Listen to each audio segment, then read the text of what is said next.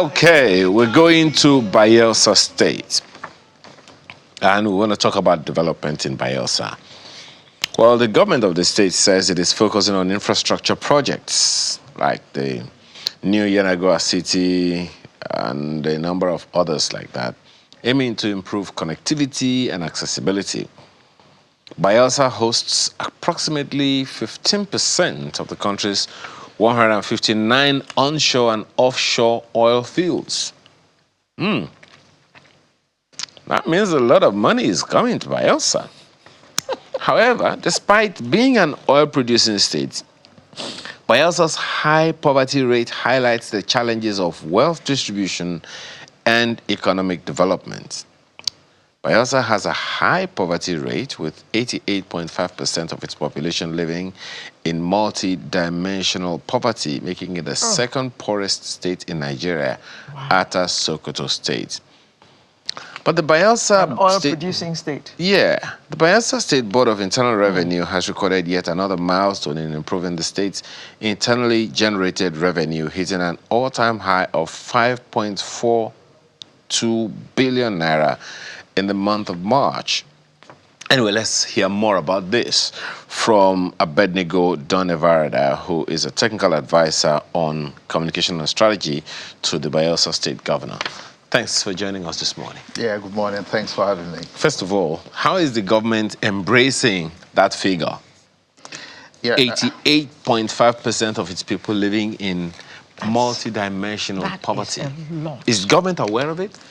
Not long ago, I was reading the foreign journal where the United States was rated as a country that is struggling on social standards of survival. And almost every leader in America spoke against it, that they doubted those figures. I don't want to marry ours with that, but it's quite a sound argument universally. In Bayelsa State, if one says the poverty rate is 88 point something, it's troubling. It should be the concern of everyone. What is it the reality? There isn't poverty to a level of 88.something%. Okay, correct us. What is the reality? Yeah, the reality on ground is there are fundamentals for development and prosperity in every facet of life. Bayelsa State is part of the larger Nigerian society. And in Bayelsa State, there are things people desire to have, and when they do have, they feel their life has improved. So what are the basic things that the people desire? In Bayelsa State, what we use to measure development first is security and peace.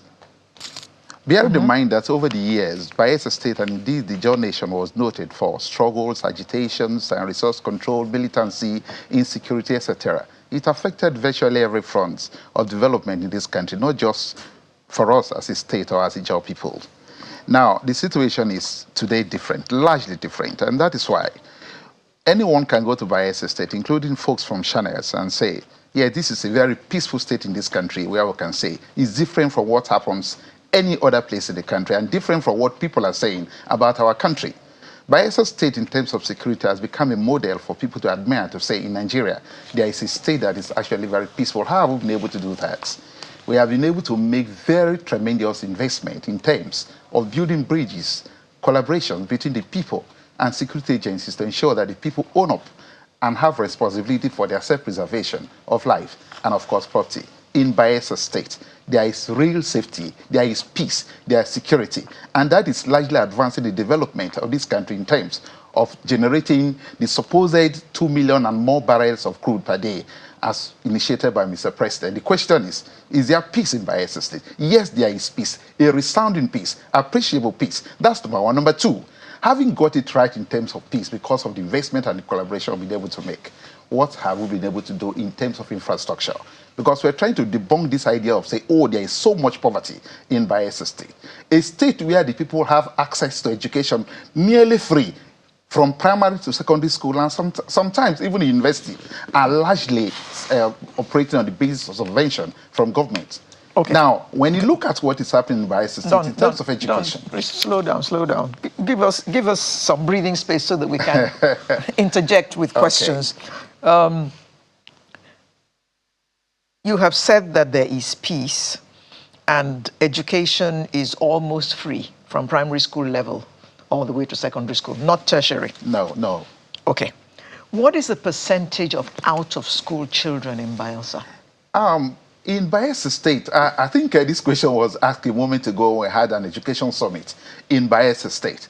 And stakeholder after stakeholder tried as much as possible to debunk what we hear sometimes, that, oh, out-of-school rates or percentage is high in Bayelsa State. There isn't a household in Bayelsa, I can say this at national television, and globally too. There isn't a household in Bayelsa State that they can say, we're identifying the children that they are not going to school. It's not possible, because the thing is given free. Not just mentioning political by rhetoric. No, the schools are there. The government is funding. The teachers are ready. We are making collaboration with the best institutional balances in the country and globally. Microsoft and other agencies there in Bayelsa State working hand in gloves. Why are we saying this? There is no business any parent has in Bayelsa State or have a child stay at home or selling on the road. It's impossible. The reason is because you'll get the uniform free. The school is there. It's equipped. The books are there. The teachers are paid so well. Look, in Bayelsa State, we can say it for free. That Bayelsa is, let me say this, please. Bayelsa State is one state you can say you cannot quantify or compare what we pay teachers to any state in this country. The reason being that we take education as a core priority. Even it takes primacy over almost Governor everything. Deary was as of early 2023. Yes. When the figure was, quoted to him, that an estimated 250,000 children are out of school in Bayelsa State, he himself said it's an alarming situation, and given the state's relatively small population, and he also highlights a significant educational challenge. Yeah, of course it should be alarming. That's what we're saying. When a reportage of that level comes with the data. It is true. There are out-of-school children in Bayelsa. No, we are not saying there is nothing like it. Just like we are talking about peace and tranquility in Bayelsa State. There isn't an absolute peace and tranquility anywhere. In Bayelsa State, the position of Bayelsans, not position of government. Because when we come here to talk, people try to fast-check what you say, and that's why it's beautiful. This is Shanes. Look, in Bayelsa State, no family has any business whatsoever to keep a child at home. And children don't determine what should happen at that elementary stage of saying go to school. Children go to school. There is access to education. Primary school is free. So why would we be talking about out-of-school enrollment? One of the things that has kept... Is there any penalty for any parent who doesn't send their child to school? Oh, wonderful. That is why it is Bayelsa State. If you can just browse and reach the House of Assembly, and you get it very easy. The Bayelsa State government, through the instrumentality of the House of Assembly, has a bill that criminalizes a parent keeping a child in the house. So those are settled issues. And that is why for us as a government, when we hear that there is a report somewhere that undermines the strides we've made, we say, oh, can we have a platform to come and debunk all of that? And that's why we're here to talk about those misnomers and those myths. Okay, now 3 things very quickly, and I'd like you to speak to each one of them. Part of the factors said to be contributing to the high rate of out-of-school children in Bayelsa State, limiting education in Bayelsa State, is economic hardship is one. Many families struggle to afford school-related expenses. Environmental challenges, frequent flooding and environmental degradation disrupt schooling and deter consistent attendance. And cultural and societal norms. We hear that in some communities, especially among girls, cultural practices and early marriages hinder school enrollment and retention. Are these true? Is there anything government is doing about them? Number one, we must accept the fact that Bayelsa State is likely a riverine community or riverine state. And therefore, most of our people live within environments surrounded by water. But one thing is very simple. We know that is the condition of our people, the state of affairs in Bayelsa State. And that is why we decided to invest massively in education by ensuring that all the shanties, all the rural communities, all the fishing ports, we are building schools. We have completed schools. We have sent teachers there. The kids are going to school. Non-governmental organizations, time in, time out, day after day, in collaboration to ensure there is strict monitoring and evaluation of what we do. They go to all settlements in the state, and I can tell you for free that in Bayelsa State, the story of having children dropped out of school does not exist now. The reason is because there is a deliberate effort by government, one. Number two, leaders, stakeholders, family heads. Look, it's a shame for you as a parent in Bayelsa State to say you have a child at home not going to school. For what? Because it's at a zero expenses. And that's why when you talk about expensive, schooling, no, it is not. In Bayelsa State, it's free. Number two, we understand about the peculiar environment. Like I said, we are so much riverine. But I can tell you, it is based on that we're very strategic in planting schools, so that you will not say you want to leave community A and go paddle their canoe for about 3, 4, 5 kilometers before you get to school. The intention of government is to take government to the people. How do you take government and civilization to the people? Ensure every community has a school. And that is why the number of schools this administration has built. People are asking, why are you doing all of this at a go? And the government is saying, we came with a promise to the people. We went out community after community during campaigns, and the people told us exactly what they want. And it's what the people want that we are doing. So a government that is producing services based on inclusivity, the people wanting this, and we're giving that. So for us as a government, and we should always say it, and that's why we ask the media sometimes, when you hear this reportage, please come to Bayelsa State. See things for yourself. It's not we're claiming there is peace and tranquility. Come and see it. We're saying the schools are there. They are running smoothly. The challenge is not whether or not, whoever is in wherever in the world, a Bayelsan living in Chile, doesn't have to come to Bayelsa to verify whether or not these things are true. Agreed. They should be able to, tap a thing or two on their systems and be able to find out these things. The best you can get is through AI. And if you Google anything about AI now, about Bayelsa State, now what are you going to get? One of the things you're going to get is this, that the state's Human Development Index ranks 20th among Nigeria's 36 states. That is not something to be proud of, is it? It's quite alarming and should be a concern. And as a government, you see, the intention of the administration under Governor Aide is to ensure that we rebrand the state in terms of what people hear about the state. And we don't take our state to people. We do things that will make the world come. We attract the world to Bayelsa State by building critical infrastructure, by ensuring there is transparency in virtually everything we do, by ensuring inclusivity, by ensuring political tolerance. The reason we're doing all of these things is because we want the world to come to Bayelsa State. It's a state that the world likely sees as a state that, is laced. It's okay to invite people to Bayelsa State, Not Mr. by inviting them, by doing things that will attract the world to come to Bayelsa State. It's okay to do that, but how about the people who are there right now? That's the question a number of people will be asking you. I mean, if the HDI in Bayelsa State is 20th among 36 states, well, I'm not sure that you will applaud your son, who comes, at that level in the education. Add that to employment in Bayelsa State. It was reported at 30.34% in 2020. Has it improved? Yeah, I think it's important to also mention that as a strategic approach to ensuring development in the state, we've been able to do fantastic things in capacity building.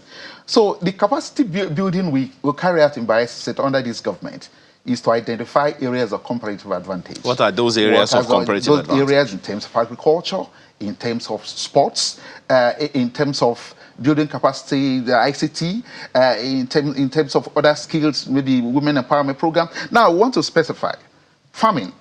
Bayelsa State is largely riverine, and our soil is about one of the best in the country. So we can grow virtually almost every crop.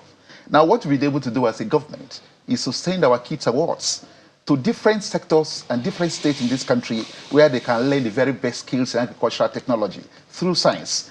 We have been able to also push hundreds of our kids outside the country. Why are we doing all of these things? We want to train them because we know our land is ready for people to plow and to plant, and then we can look at the associated benefits. We are also looking at the area of sports, and that's why you can look at it. From when Aide came in as a governor of Bayelsa State, virtually everything we talk sports in this country, we are talking Bayelsa State. The reason, because when you go to Bayelsa State, you see fantastic things happening. For example, if you want to play table tennis, what we have in Bayelsa State, of course, if you come to Lagos, Lagos is the center of excellence in terms of sports. But let Lagosians and Nigerians, the media, get to Bayelsa State and see our new table tennis courts. The Italians are in Bayelsa State. What are they doing? Partnering with us to ensure that, look, this facility is not just here. We use it to prop it up, improve our kids' awards so that they can excel in all things. A few days ago, yesterday, I was just looking at data about the National Sports Festival taking place in Abeokuta, Ogun State. And I can tell you for free, Bayelsa State is flying high.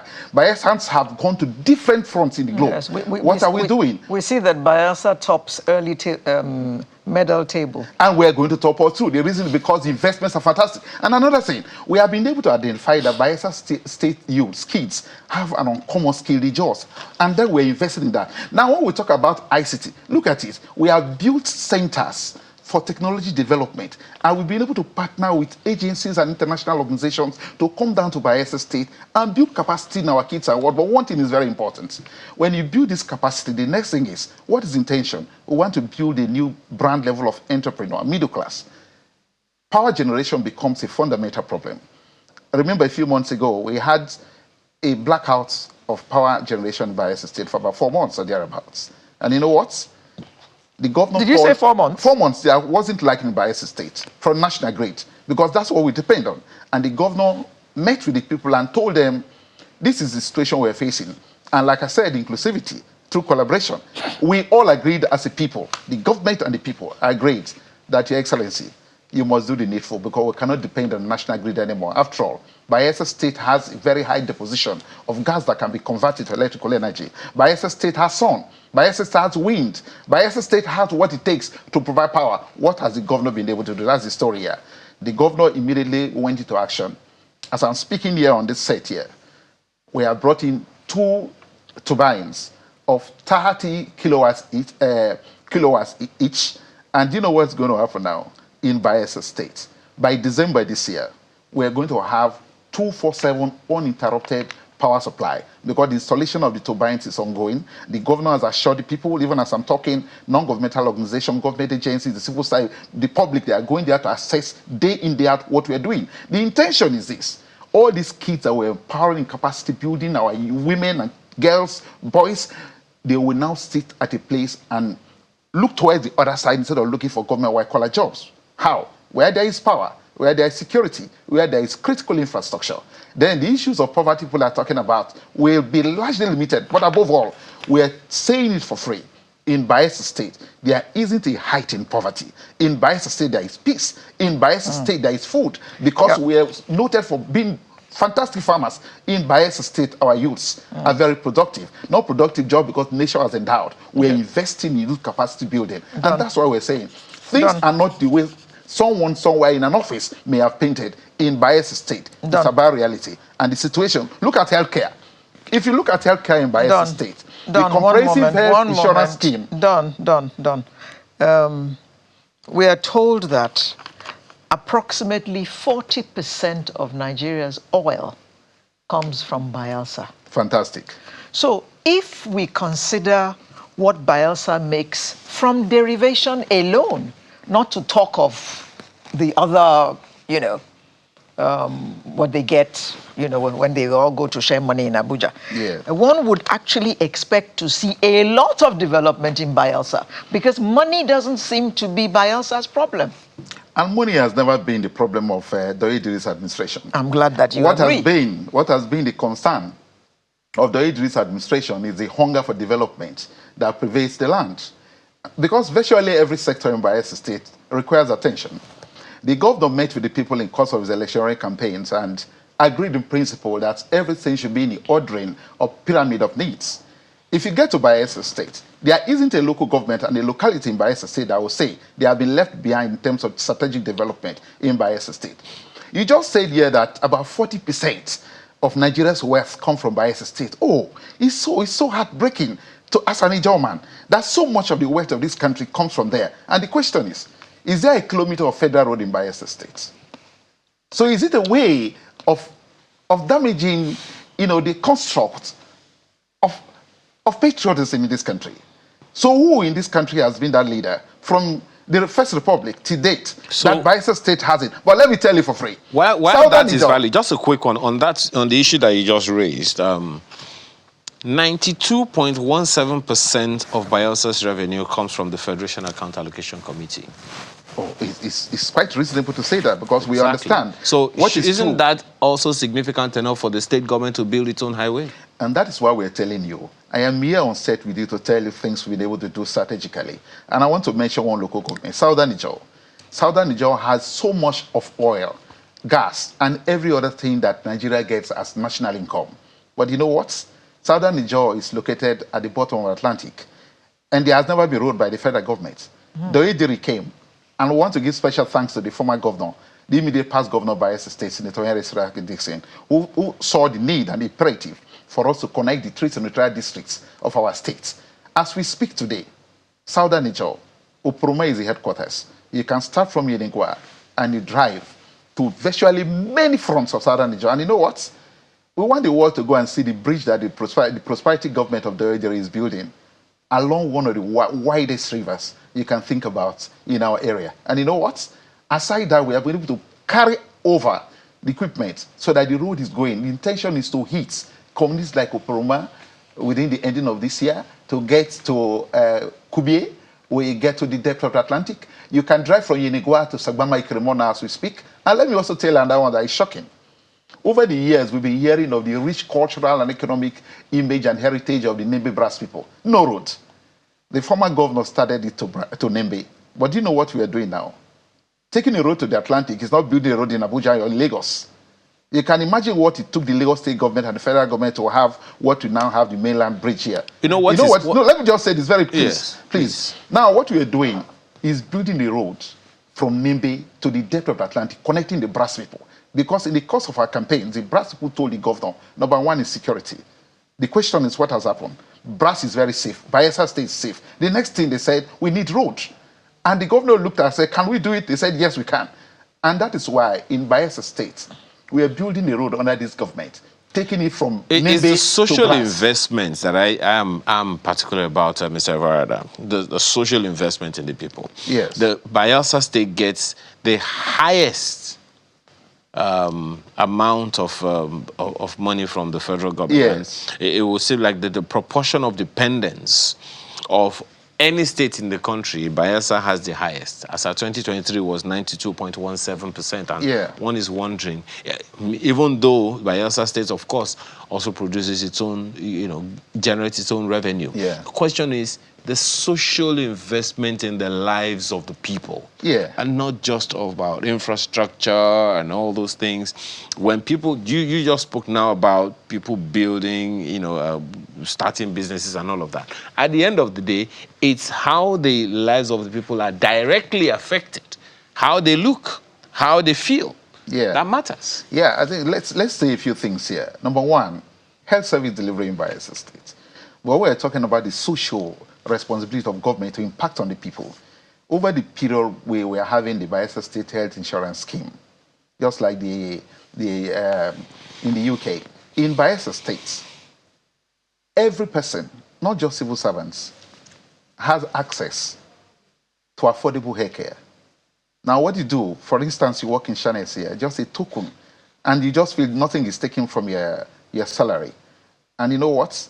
If you have 10 children, all of them can go to the hospital and be treated of all ailments. That is what is happening by Bayelsa State. It's not what we're saying on TV. So what are we doing? We're trying to build a new health structure in Bayelsa State. And note, we don't just do that based on government institutions.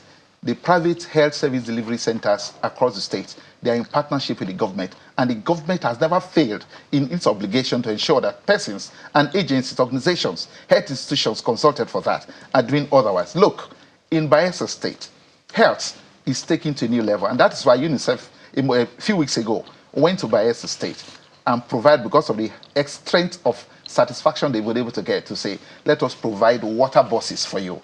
What are the water buses or ambulances going to do? To assist in our health service delivery networks. If you go to Bayelsa State today, let's assume you're staying in Aide. Aide is down at the bottom of the ocean. You know what? Under 10 minutes, drugs, blood, and other health consumables can be taken from Yenigua to Aide through drones. I doubt how many states in the country today are doing that. And you see drones, sometimes you wonder, is there any security problems? Why are drones flying within the airspace of Bayelsa State? Look, this is not politics. What they are doing is they are going to different locations to drop health consumables for the people. The reason is because we are making the right investment. So when you talk about the packages for the social improvement of our people, it is top-notch. And that is why when you look at senior citizens of the state, has any TV station or radio station, including the newspapers, talked about pensions and gratuities in Bayelsa State on the negative? No, because in Bayelsa State, month in, month out, as a pensioner, You don't need to know anybody. You sit at the comfort of your home and you see a lot. At the end of the day, you know, what's important is how the people are feeling. Yes. Unfortunately, we are completely out of time. Even though, you know, in all of these things that you said, you know, Bayelsa State's total debt burden stood at approximately 127.67 billion naira. Well, there is no country or state that doesn't have its own debt burdens. So we can excuse that one. Thank you so much for your time this morning. Yeah, and it's good to always come over here. Aide Don Everada is technical advisor on communication and strategy to the Bayelsa State Governor. Thank you, I appreciate it. And it's good to always collaborate with you at this level. All right. Thank you. So when we return, that small space that you have, or that big space that you have, is there a way you can transform the space, maximize it? That's what's up when we return.